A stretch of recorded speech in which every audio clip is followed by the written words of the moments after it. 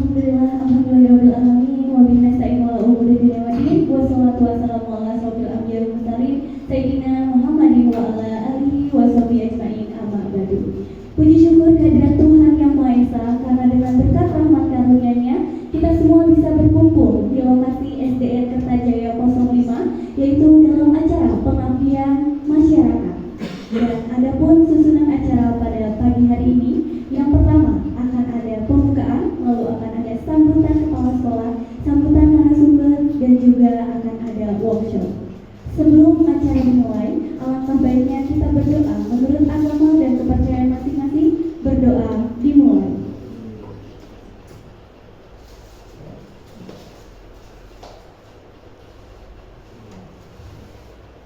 Berdoa dicukupkan. Bapak Ibu hadirin yang sama-sama kita hormati, selanjutnya kita akan lanjut ke acara berikutnya, yaitu kita akan mendengarkan sambutan yang akan disampaikan oleh Bapak Kepala Sekolah kita kepada Bapak Furqan. Kepadanya kami persilakan.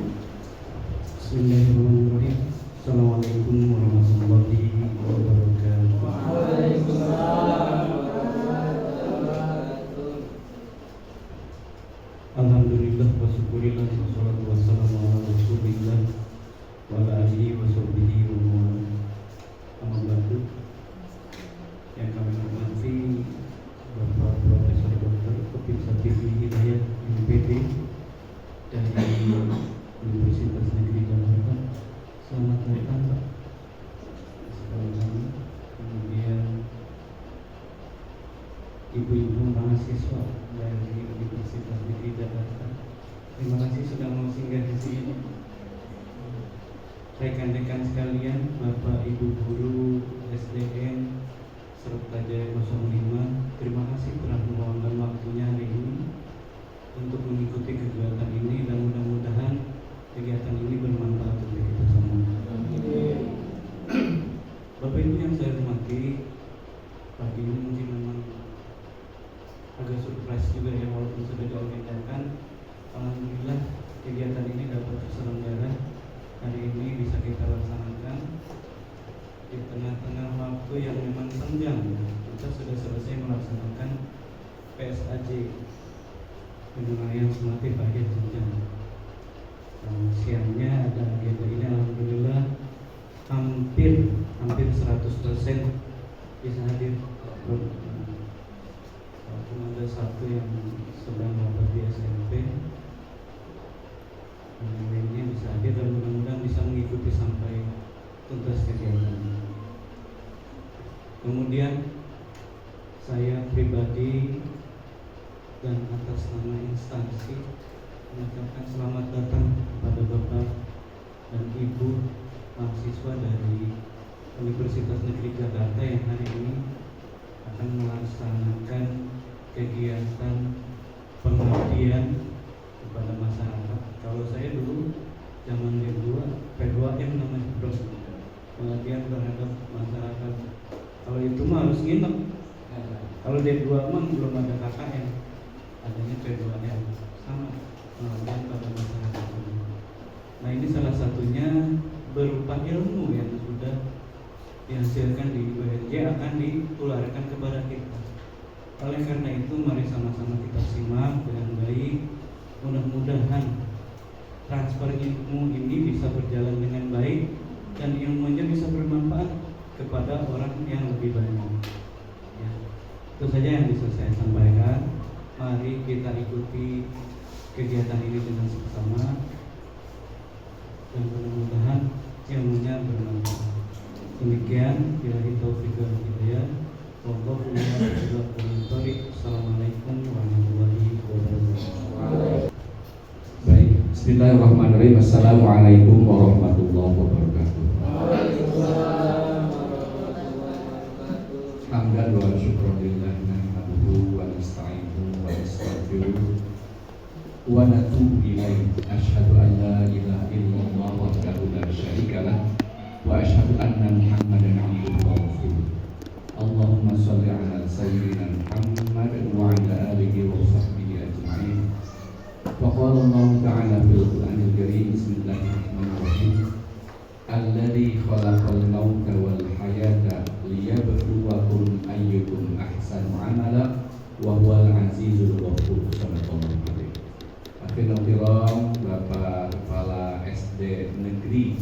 Sertajaya 05 Bekasi yang sudah cukup lama saya kenal Pak ya. Terima kasih Pak. Saya kalau nggak kenal Bapak Ibu nggak bakalan hanya kenal biasa. Terus kalau perlu Bapak punya ikan saya cinta juga tuh kalau belum gitu kan. Nah, jadi hikmah silaturahmi. Ibu, Bapak, guru beserta mahasiswa, izin saya di depan sebagai pelaku dan pelaksana program pengabdian kepada masyarakat yang merupakan satu di antara 23 pekerjaan seorang dosen PNS di sebuah universitas. Jadi bukan hanya pengabdian Pak, ada penelitian, ada bikin buku, ada bikin jurnal, macam-macam ya. Ada 23 pekerjaan dosen di PNS. Mungkin lebih banyak saya daripada guru ya, gitu ya. Harus juga ke luar negeri, memberikan macam-macam. Nah, pada hari ini saya atas izin yang cukup lama dikoordinasikan antara kami pihak UNJ dengan SDM Sertajaya 05 Bekasi ini, mohon berkenan, sebenarnya kami bertiga dosennya itu dan bertiga juga mahasiswanya, tapi yang 2 itu belum hadir. Kemungkinan besar dari 2 itu yang 1 hanya Ibu Vena saja yang akan hadir karena Pak Dulu sedang tugas luar kota juga. Diizinkan kami. Kemudian kami juga bawa kru yang akan memobilisir dan mendokumentasikan. Saya kalau bekerja tidak pernah tidak perfect istilahnya itu ya, harus sempurna. Kemudian ini mahasiswa saya itu pilihan semua, dari akhlaknya, kemampuannya dan komunikasinya juga harus betul-betul terpilih. Maka izinkan kami merepotkan ibu bapak sekalian. Mungkin antara pukul 12:30 hari sudah kita mulai sampai dengan pukul 2:30 paling lama. Nah, hadirnya kami di sini selain sebagai salah satu kewajiban kami sebagai praktisi di perguruan tinggi yang harus mengimplementasikan atau mempraktekkan seluruh kegiatannya, salah satunya adalah melakukan penelitian.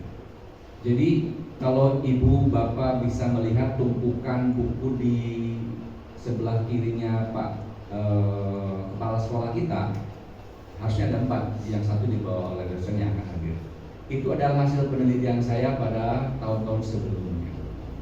Nah, penelitian itu menjadi salah satu kewajiban dari dosen dan hasilnya itu harus dapat dirasakan oleh masyarakat pendidikan.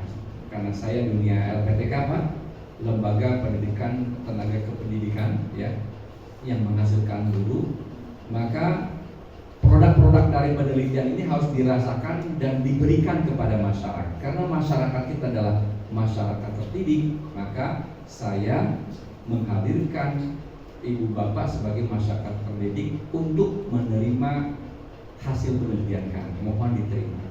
Sebagaimana sudah saya janjikan kepada ibu bapak dan ibu pada hari kemarin ya, kita kesini hari Kamis ya, Kamis yang lalu tanggal 4 Juni. Dari 4 buku ini akan saya wakafkan ke sekolah hanya 2 saja, karena 2 harus kembali ke UNJ gitu ya.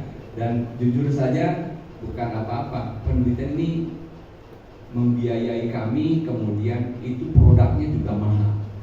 Nah, produk ini akan didampingi pemanfaatannya oleh 4 orang mahasiswi kami ya, salah satunya dosen yang nanti akan dimulai setelah sholat duhur dan makan siang. Jadi mohon dengan sangat ibu bapak yang hadir hari ini tidak boleh pulang duluan. Nanti saya kasih door prize. Door prize-nya ada 4 buku yang akan saya berikan tulisan buku terbaru. Kalau beli 75.000. Saya ambil bukunya ya, biar panas gitu ya.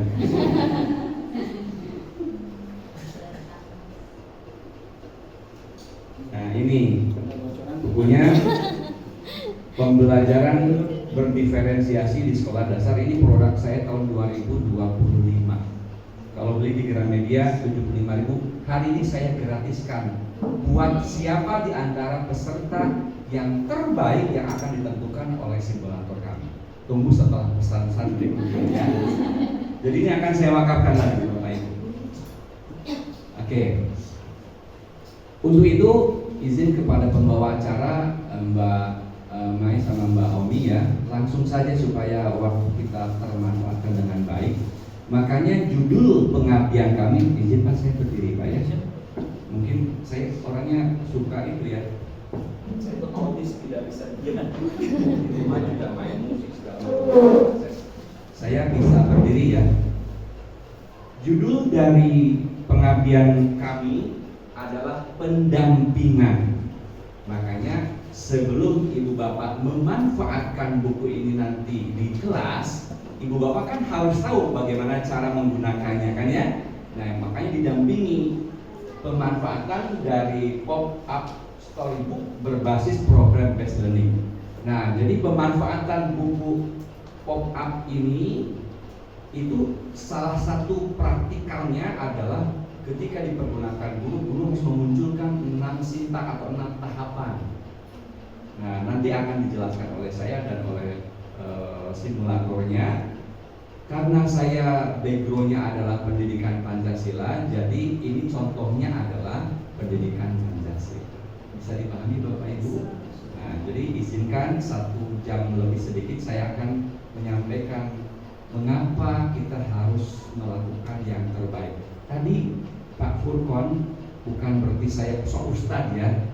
Kebetulan saya diamanahi oleh Allah itu diberikan kelebihan suka ngisi khotib, yang khutbah maksudnya. Khutbah ini kan juga kemarin sudah diberikan juga kepada saya dari Bekasi ke mana? Nyanda kemarin Bapak ke Tambora ya. Temennya ternyata temennya Mai yang DKI itu. Mahasiswa saya minta saya bicara. Ya saya kan. Nah, profesi kita sebagai guru, Ibu Bapak sekalian, sebagai guru itu dituntut oleh Allah di dalam surat Al-Mulk ya, ayat kedua. Alladzi khalaqal mauta wal hayata liyabluwakum ayyukum ahsanu amala wa huwal azizul ghafur. Yaitu Allah yang menciptakan kematian dan kehidupan untuk menguji kamu. Siapakah di antara kalian itu yang lebih baik amalnya? Dialah yang perkasa, maha perkasa lagi maha pengampun.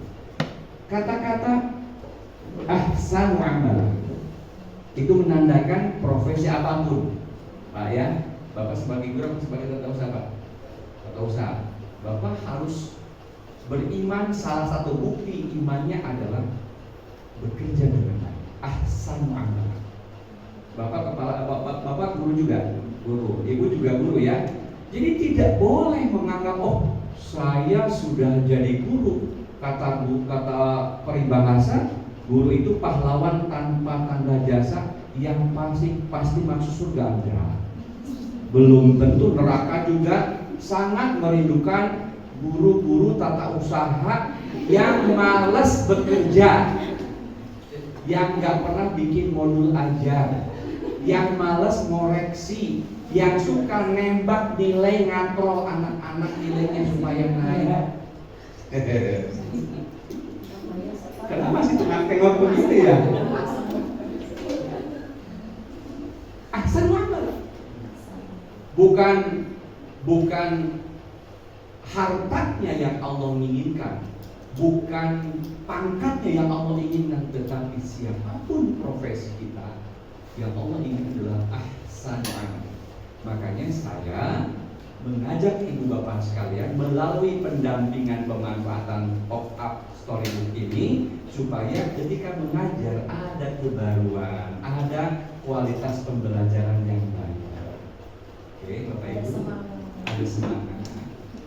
Ya, jangan semangatnya pada waktu habis gajian saja tanggal 1 gitu ya. Di sini gajinya 20 koma ya Pak, apa 15 koma?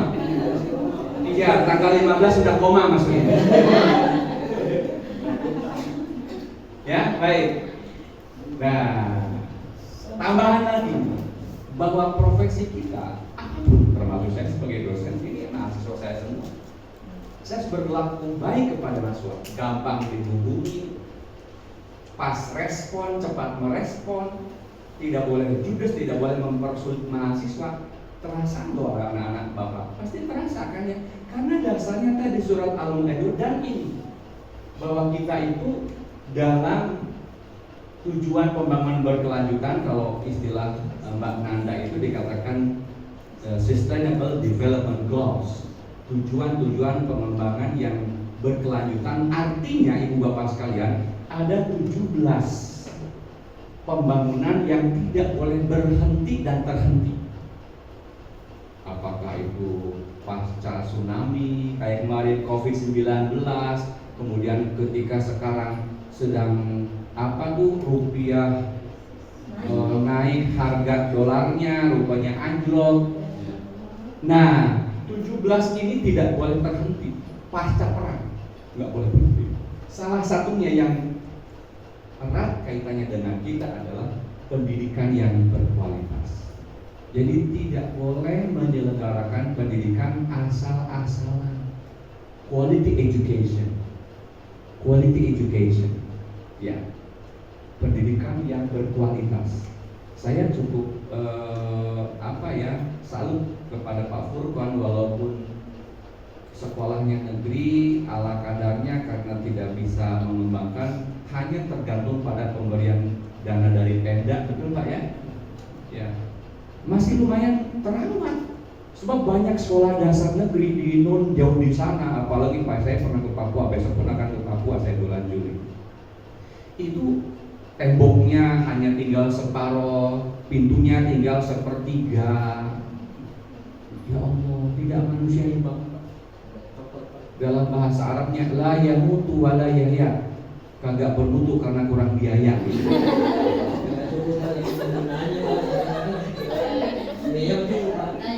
Kayaknya mah Cuma kemana larinya ya? Jadi kembali ke pekerjaan kita, kepala sekolah, guru, kemudian tata usaha. Itu ketika berbicara masalah pendidikan, sekalipun gaji kita tanggal 15 sudah koma, tanggal 16 sampai dengan tanggal 31 tetap harus semangat. Jangan tanggal 16 wajahnya manyun kayak dompet ditakut kosong. Tidak boleh, tetap semangat. Berikan yang terbaik, quality education, pendidikan yang berkualitas. Makanya ketika saya punya anak 4, satu pun saya tidak ada yang disekolahkan asal-asalan, sampai dengan termasuk ke perguruan tinggi. Alhamdulillah dari 4-4 yang saya sekarang sudah menikah, anaknya sudah punya anak kedua, cucu saya sudah 8 gitu ya. Tapi kalau SD tetap satu, satu di Bekasi, satu di Jakarta, gitu ya. Iya Pak Setia. Nah gitu ya. Jadi kita tidak boleh ala kadarnya, karena pendidikan itu investasi yang tidak mengenal batas waktu. Kita tidak tahu anak kita akan menjadi apa. Makanya anak-anak Bapak yang punya usia muda itu sekolah terus. Kita tidak tahu akan jadi apa. Kalau dalam bahasa ilmu psikologinya itu beyond reach at reason, ya. Jadi di luar prediksi hari ini kita tidak tahu nasib orang. Betul tidak Bapak? Betul nggak Bu? Kita tidak tahu 10 tahun yang lalu kita juga dibohongin sama tukang kayu dari Solo. Kita tidak tahu kan? Nah, gitu ya. Baik, kita lanjut. Nah, latar belakang mengapa produk ini diberikan Bapak Ibu sekalian. Nah, ini contohnya adalah menurut saya pendidikan itu memainkan peran penting dalam meningkatkan literasi individu dan masyarakat. Anak-anak itu menurut PISA itu adalah program International Student Assessment ya, yang dilakukan oleh OECD, Organization for Economic Cooperation Development ya. Itu sejak tahun 1961 sampai dengan tahun 2022 kemarin. Termasuk Indonesia pernah mengikuti Pak. Indonesia melihat di belakangnya. Berikutnya lagi Ibu Bapak sekalian, kita sedang mengajari anak-anak itu adalah generasi yang berbeda dengan diri kita. Saya 58, nanti 17 Juli pas saya 58 tahun. Bapak berapa Pak? Iya 44. Oh masih muda sekali. Saya 58 ya. Nah, Bapak berapa? 59, tapi semangat 17 ya Pak. Bagus. Nah, mengapa saya menanyakan usia? Gak boleh kita ngajarin anak-anak itu sama seperti kita mendapatkan pelajaran waktu kita masih jadi anak-anak SD. Gak boleh. Beda generasi, beda karakternya, beda generasi, beda kebutuhan. Makanya di sini kita lihat anak-anak yang berada di sekolah Serta Jaya 05 itu kan anak-anak yang lahir dari tahun 2000 sampai dengan 2025 kan ya. Tidak ada yang lebih dari 2025, 2026 belum sekolah, masih baby. Siapa mereka itu? Mereka itu adalah generasi alfa. Generasi itu apa? Generasi yang paling muda, itu maksudnya. Dan ditakdirkan oleh Yang Maha Kuasa, anak-anak kita itu, anak SD itu yang berbeda dengan kita yang sangat menonjolnya itu mereka terlalu asik dengan main namanya gadget, asik namanya dengan internet, makanya diistilahkan dengan Google Kids, ya, anak Google. Kalau generasi dia siapa? Gen Z, Nanda. Nah itu maksud saya semuanya adalah Gen Z itu digital native, ya, disuruh ngurusin digital udah pasti juara. Nah kalau saya mungkin generasi baby boomer mungkin ya. Enggak lah, saya 68 ya, generasi X ya, generasi X. Jadi tidak boleh kita memaksakan pengalaman kita sebagai guru yang dulu diajarin oleh anak kita dengan buka meja, melempar papan, melempar menghapus. Tidak boleh. Harus disesuaikan dengan ini. Bisa dipahami Bapak Ibu? Saya mencoba membahasakan dengan bahasa ibu bapak ya. Beda kalau ngajarin Anda dan lain sebagainya di kampus dengan bahasa Inggris juga yang banyak gitu ya. Nah, atas dasar itulah saya menemukan identifikasi masalah ada tiga masalah yang sangat krusial. Kurangnya fasilitas media, betul Bapak Ibu? Halo, betul tidak? Peserta didik kurang memahami isi bacaan, betul? Dibutuhkan media pembelajaran yang menarik minat untuk peserta didik. Muncullah seperti ini. Oke, bisa dipahami ya? Nah, namun karena yang namanya penelitian itu harus terfokus, harus terbatas pada hal-hal tertentu, inilah pembatasan masalahnya. Jadi saya hanya meneliti pada luar Nusa saja bagaimana mengembangkan buku cerita pop-up tersebut dan bagaimana kelayakannya. Ini sudah dilakukan penelitian dengan hasil yang sangat baik. Punya halo Mbak Nanda semuanya ya, yang tidak boleh dikasih tahu oleh gurunya nanti distimulasi dengan gambar dengan warna-warni yang tadi saya katakan, pasti ibu bapak akan bisa ngagorolan orang sudah bilang ngomong, betul tidak? Nah, itu cara kita mengajarkan anak. Oke, ya. Nah jadi tadi media segala macam itu, Anda bisa sebenarnya kalau kita mau bergerak dan memberikan sesuatu yang terbaik. Nah, kenapa harus dengan pop-up, Pak? Kenapa harus bergambar ceritanya? Nah ini dia. Kalau kita tidak menyajikan sesuatu yang menarik, mereka lebih tertarik dengan apa ini namanya ini? Ini apa nih? Tablet, puyer, ya, kapsul, tablet. Oh, cucu saya ngomong begini terus.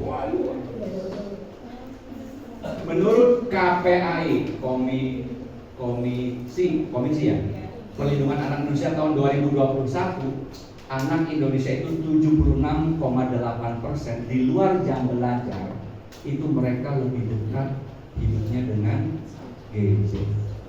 Betul tidak? Halo Bapak Ibu.